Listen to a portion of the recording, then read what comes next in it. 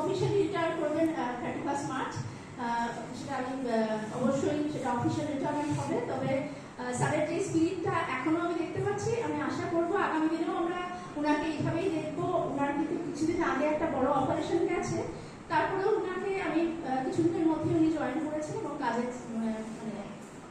একদম ফুল ফ্লেজের কাজে উনি নিযুক্ত ছিলেন।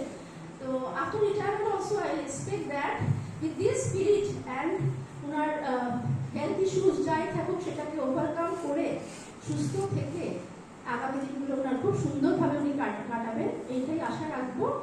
আর ওনার শিক্ষকতার সাথে আশা করবো উনি নিশ্চয়ই নিযুক্ত থাকবে, কারণ আজকাল অনেক প্ল্যাটফর্ম আছে যেখানে কিন্তু ইভেন আফটার গভর্নমেন্ট জব থেকে আমাদের অফিসিয়াল রিটায়ারমেন্টের পরেও কিন্তু আমরা নিজেদেরকে যুক্ত রাখতে পারি।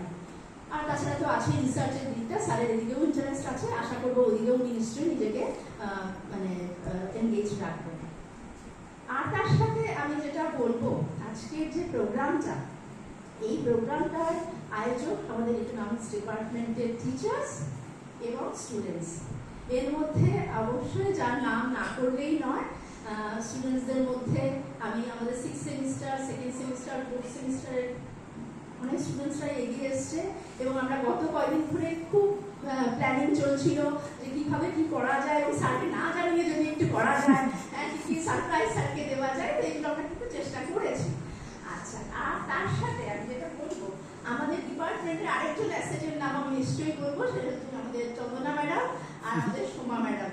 চন্দনা ম্যাডাম কিন্তু এই টেকনিক্যাল দিকটা ওনার ভীষণই সাউন্ড, এবং আমরা সময়ে সময়ে আমরা এগুলো পেয়েই থাকি। এবারও আমরা এই প্রোগ্রামে সুন্দরভাবে ম্যাডাম একটা আমরা দেখতে পাচ্ছি একটা স্লাইড শো, সেটাও কিন্তু ম্যাডামই করেছেন তৈরি, এবং এরপরে আমরা একটা ভিডিও দেখবো, সেটাও ম্যাডাম কালকে রাত্রে বসে করেছেন।